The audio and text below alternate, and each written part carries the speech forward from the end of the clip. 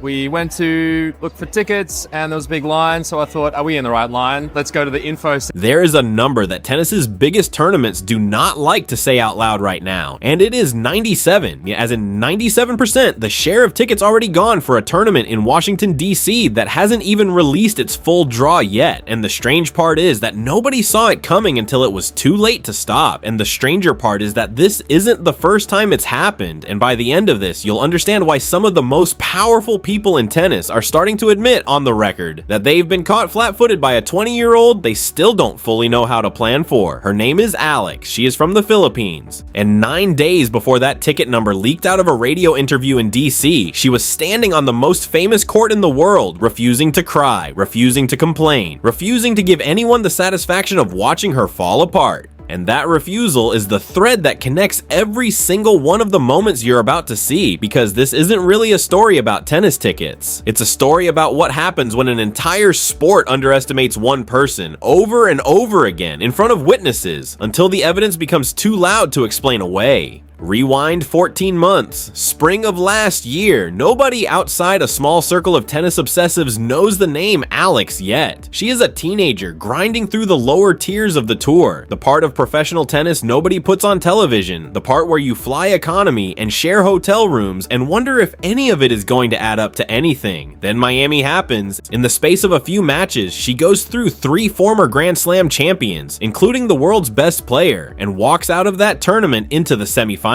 And something shifts that has nothing to do with a ranking chart. Because back home, in a country of more than 100 million people that has never before produced a tennis star anyone outside it could name, phones start lighting up, group chats start forming, a basketball-obsessed nation starts asking who this is, and more importantly, when she plays next. And that single question is about to become the most disruptive 4 words in women's tennis scheduling for the next year. Think about the distance she had already covered just to get there. A year earlier, she was grinding through tournaments most casual fans have never heard of, the kind played on courts with no cameras and barely any crowd, the kind where a win doesn't move a ranking number and a loss doesn't make a single headline outside your own hotel room. Nobody hands you a following like that. You build toward one moment loud enough for an entire country to notice, and Miami was that moment. The run that turned a name almost nobody could pronounce into a hashtag by the end of the week. So by the time the next Grand Slam rolled around, the surge that was coming shouldn't have surprised anyone paying attention. It was simply the first time a major tournament had to reckon with it in person, at a gate, with a fence that could only hold so many bodies. Fast forward to January of this year, the Australian Open, first round. Alex is set to play an American named Alicia Parks, and whoever built the schedule that week makes a decision that will follow them for months. They put the match on court 6, one of the smallest show courts at Melbourne Park, a court built for early week filler, not for a player who is about to bring a diaspora with her. What happens next is the kind of scene event organizers dread. Lines stretch out from the gate. Fans who traveled internationally for this one match are turned away, left standing outside a chain link fence, watching their own countrywoman on a big screen instead of live in front of them. Alex loses that match in 3 sets, but the story that gets written afterward is not about the score line.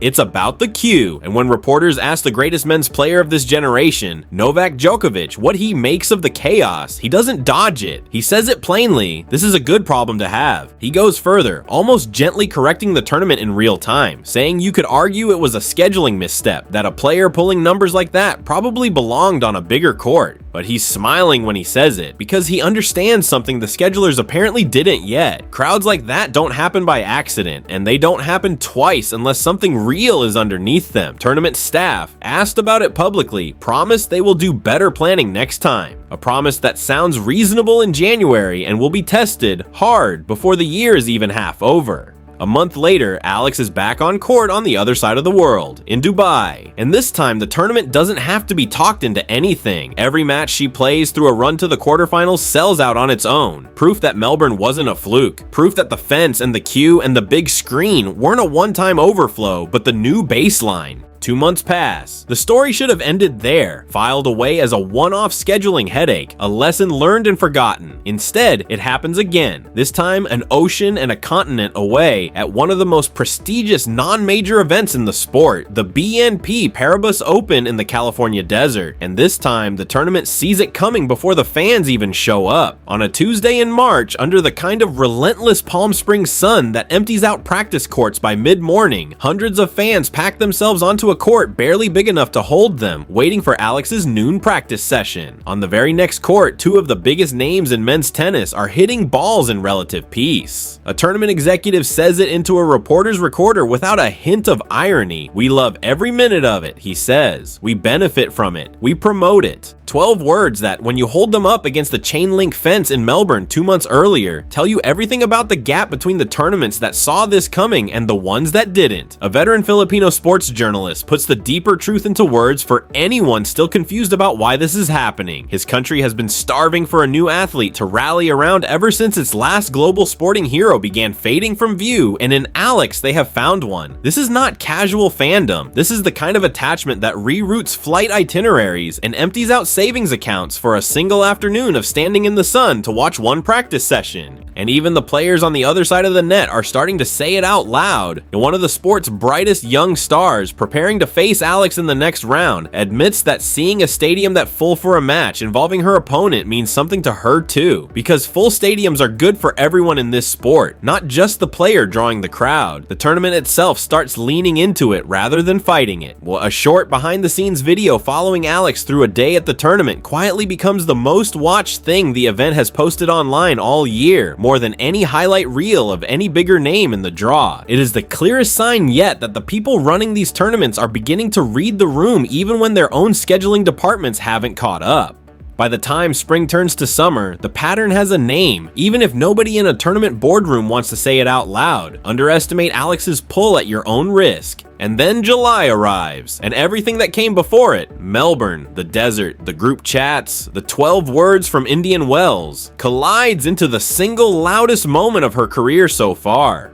Wimbledon, the most famous tennis court on earth, third round. Waiting on the other side of the net is the defending champion, the player who beat everyone the year before and looked, on paper, unbeatable again. Alex takes her apart. It is not a fluke, not a lucky day. It is a statement delivered on the sport's grandest stage, and it turns her into the story of the tournament overnight. Reporters who had never said her name before are suddenly scrambling to spell it correctly. And 48 hours later, with barely enough time to process what she'd just done, Alex is back on center court for the 4th round, this time against a former Wimbledon finalist who is fighting her own comeback story. It becomes a war. Alex drops the first set, fights back and levels it, holding her nerve through a string of breakpoints that could have ended things early, clawing her way to 5-3 in the second set on pure composure alone. But the third set turns, the faster serve on the other side of the net finds one more gear, and Alex's run ends in a deciding set defeat. Here's the detail almost nobody talks about. She plays that entire match with fresh tape wrapped around her forearm, a quiet, unspoken cost of a season that has asked more of her body than almost any other young player on tour this year. She calls it preventative. She does not make excuses. And when she finally walks off that court, something happens that tells you this was never just about the scoreline. The crowd rises to its feet for her anyway, applauding a loss like it was a victory. Because in a way, for the people watching from Manila to Daly City to Dubai, it was. In the press room afterwards, she says something that reframes the entire 18 months you've just watched unfold. If she can face these moments with courage and a steady mind, she can look back with no regret, win or lose. It's a small sentence. It carries the whole story because everything you've watched this year, the fence in Melbourne, the practice court in the desert, the standing ovation for a loss, has really been building toward the same quiet test. What do you do when the moment doesn't go your way and the whole world is still watching? She answered that question in real time, on the biggest court she'd ever played, in front of the very people who had followed her there. Because 5 days later, just 5, the next chapter breaks, and this time it isn't about a match at all. It's about ticket math. The tournament chairman of the DC Open goes on a Washington radio station to talk about the upcoming event, and almost in passing, he drops the number that turns into headlines within hours. The tournament is already about 97% sold out. Tickets are, in his words, very scarce. And the full draw hasn't even been announced yet. This is a stacked field, multiple Grand Slam champions, a former world number 1 making a comeback appearance. And yet it is Alex's name, 5th on a marketing list that led with bigger, more decorated stars, that fans online insist is the real reason resale prices are climbing, and group chats among the Filipino diaspora across Virginia, Maryland, and beyond are lighting up with coordinated ticket hunts. Whether you credit her alone or credit the collective pull of a loaded women's field, she happens to headline for an entire community. One thing is now undeniable and sitting in plain sight. A tournament that once again listed her 5th on the poster is now facing a version of the exact same scramble that happened in Melbourne in January. Except this time, organizers had 5 months of warning and a live case study of what happens when they don't plan for it. So here is where the story stops being about one player and starts being about an entire sport's blind spot, because the summer is not finished. Toronto opens the National Bank Open in early August in a city that is home to one of the largest Filipino communities anywhere outside the Philippines itself. Cincinnati follows. Then the US Open arrives at the end of August, the biggest stage of the entire American hardcourt swing, in a city with no shortage of Filipino-American fans of its own. 3 more chances for tournament schedulers to either learn from Melbourne, learn from the desert, learn from Wimbledon's standing ovation, learn from a chairman calling tickets very scarce on live radio, or trip over the exact same oversight a 4th, 5th, and 6th time. Because underneath all of it sits a piece of demographic reality that isn't going away. A nation of more than 100 million people, historically obsessed with basketball and boxing, is in the middle of falling in love with a new sport because it finally has someone to fall in love with it through.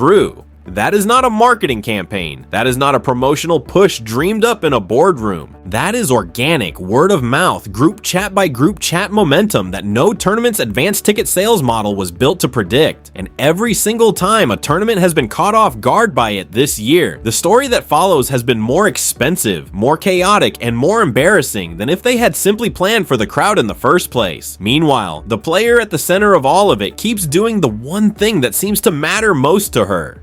Showing up, taking the tape off, walking back onto the court, and refusing to let a single set point, a single missed call, a single brutal scheduling decision define how she carries herself afterward. She said it herself in her own words. After one of the hardest losses of her season, everyone has days where the tennis isn't there, and that's simply part of the job. No entitlement, no excuses, just the next match. So think about what you just watched unfold across a single calendar year. A teenager going through 3 Grand Slam champions in Miami before anyone outside tennis knew her name. A chain link fence in Melbourne with fans locked outside watching her on a screen. A tournament executive in the desert bragging into a microphone about benefiting from a crowd another tournament had tried to hide away on a side court 2 months earlier. A Wimbledon center court standing to applaud a 3-set loss, and a tournament chairman admitting on the radio that his event sold out almost entirely before the public draw even existed. That is not one lucky season.